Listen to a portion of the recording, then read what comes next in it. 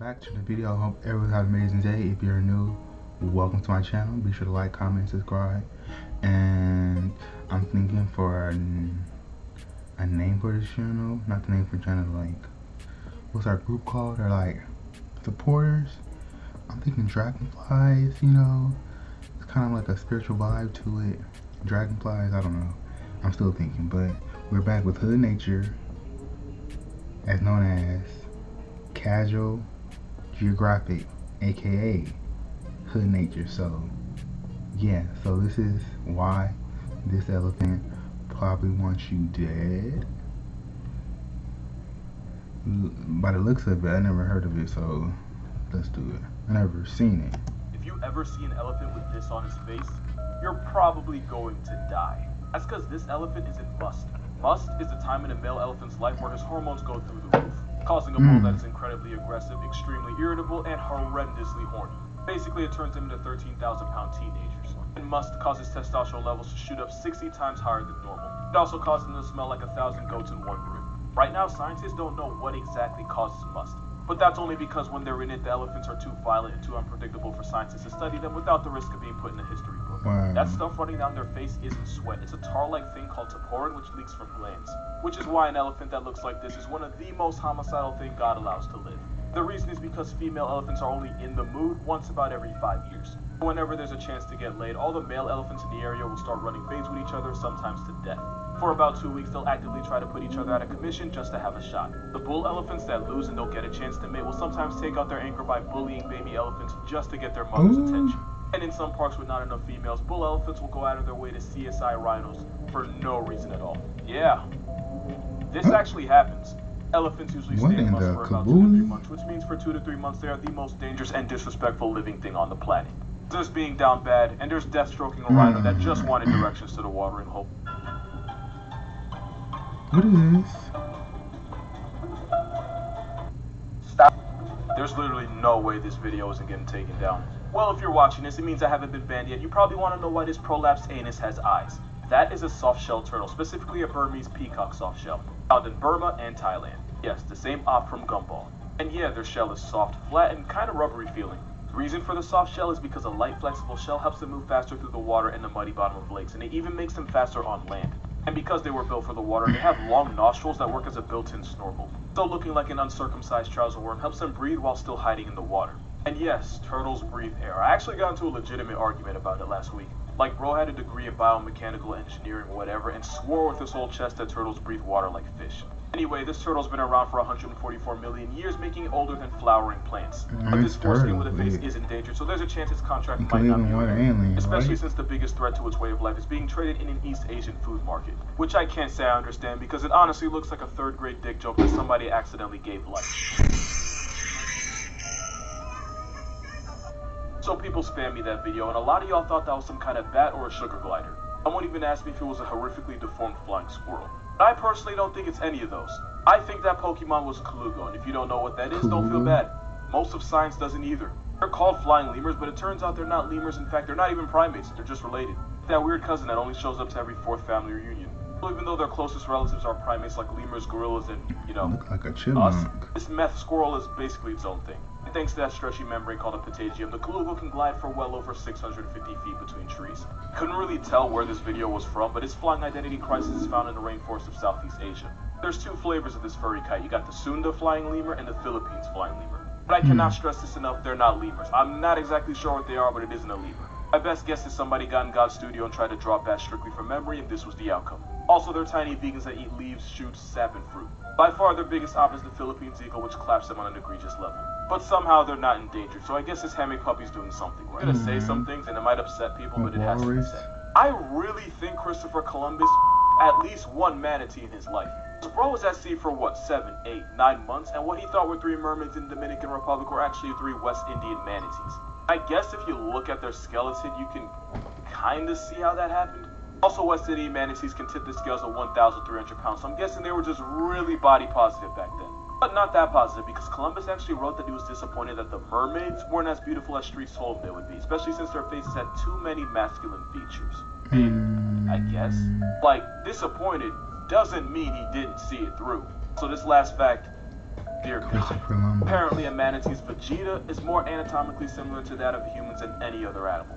I don't even know how many laws or manatees got violated for such a fact to exist. Could be cap, but I'm not finna research it because that's one list I do not need to be on. But when you put all the pieces together, if Christopher didn't pipe a manatee, an attempt was certainly made. Since manatees are too unbothered, they'd probably just let it happen. Columbus didn't discover America, but he might have discovered Rule 34. He came, he saw, he conquered. Just not in that order. You really don't have to see it through, my boy. And now that I think about it, that llama story suddenly sounds a lot more real. God bless America. Oh. That's cute, really, it's adorable. But I bet I can find 3 animals that sound way worse, and just because I'm gonna make sure they're all from Australia. Number 1, there's 2 types of people in the world. There's the innocent, there's those who know what this outback bush bears sound like. On the outside, you see a teddy bear, that is until they open their mouth and you hear Satan's indigestion. Just in case at least one of you doesn't believe me.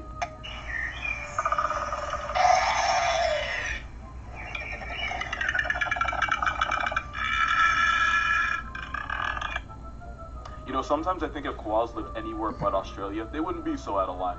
Number 2 is the blue penguin, also known as the fairy penguin. They're the smallest penguins in the world, and once a year they emerge from the ocean and nest under people's homes. It's all fun and games until you find out what a penguin trying to pipe sounds like. Ain't sweet.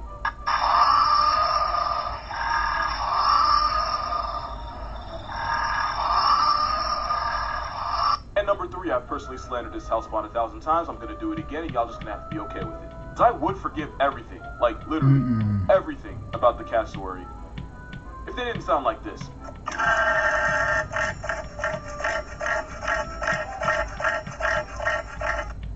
Sound like and look like a raptor. There's actually a pretty cool story behind this. First of all, these are Japanese macaques, and no other primate lives in a colder neighborhood, especially in the mountains. So they're like almost scary smart. For example, somebody once left a bunch of sweet potatoes on a Japanese beach, and one of the monkeys watched a woman wash her food in river water. The macaque said bet, and she started washing her food in the river water, and she would even dip the clean food in salty seawater just for taste. The rest of the monkeys watched her do this and then copied her to the point where it was passed on from generation to generation. That's basically what's happening here. Once in the 60s, during a freezing winter night, a female macaque named Takiwa saw a bunch of people relaxing in a hot spring. She said say less, and she joined them, and she just kept going back. And just as you'd expect from monkey society, the others saw her and copied her, basically using the spring as a natural hot tub.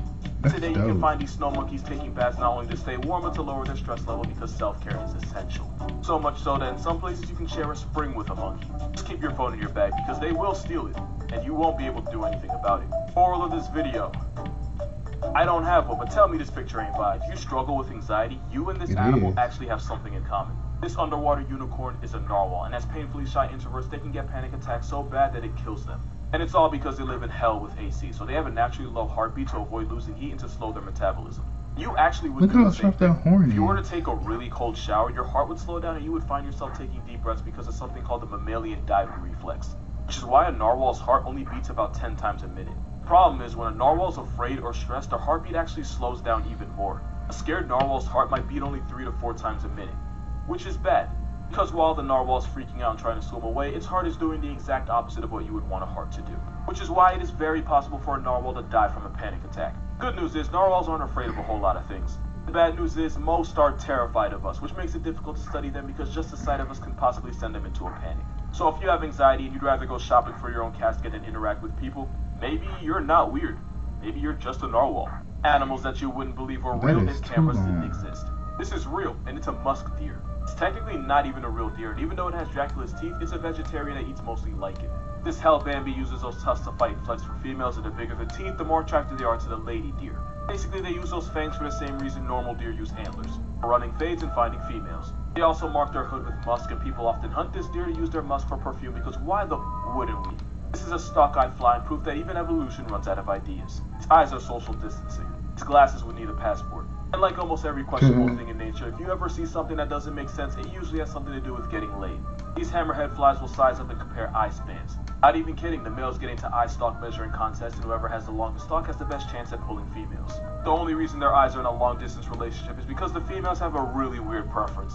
And now we have the Saiga. I've watched not 1 second of it, but I can look at this and confidently say it looks like Star Wars, and I don't know what makes me say that. You can find the Saiga in places like Mongolia, but there's only about 50,000 of them left. That nose job helps them by filtering out the dust from the air that they breathe. In the winter, that nose heats up cold air before it gets to the lungs, keeping this Narnia donkey warm. These It also animals makes look them like the something from cutest the in the Ice book. Age. We gotta protect this Squidward pony at all costs. This little guy actually has 3 eyes. This dude is a tuatara and it's found in New Zealand, which is really just Australia's nerfed little brother. It's not even a lizard, it's the only living member of a family that was around 200 million years ago, which basically makes it a walking fossil. Its 3rd eye is on the top of its head and it's called the parietal eye. You can only really see it when they're babies because when they're first born, there's a translucent part of their skull that makes it almost see-through. The 3rd eye comes from a gland called the pineal body, which is attached to the brain. Even though it is an eye, they don't see out that eye the way we see through ours. Instead, the tuatara uses that 3rd eye to absorb ultraviolet rays and make vitamin D. They also use it to detect light because a tuatara is nocturnal, meaning they're only active at night. Except for the babies, they're active during the day. But that's only because the adult tuataras are cannibals that would put the hatchlings on a shirt if they got the chance. But if they don't get turned into a pack, the tuatara has a lifespan of about 60 years and some can even be around after 100 trips around the sun. Meaning if you get one as a pet, it could live long enough to be at your funeral. Absolutely nothing about this Jurassic reject makes sense. But I'ma let it slide, only cause they're cute.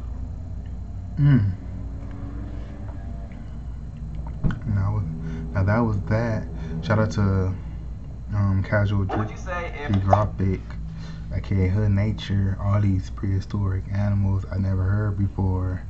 And animals just gonna be animals. I never expect elephants to get down like that when they're aroused. They wanna attack. You know, there's a lot of stuff you learn, you know, I don't know about.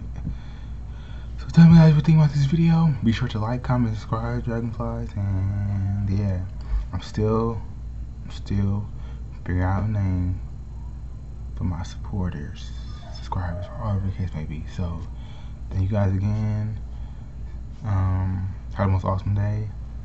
Positivity, greatness, gratitude, all that great stuff. Until next time.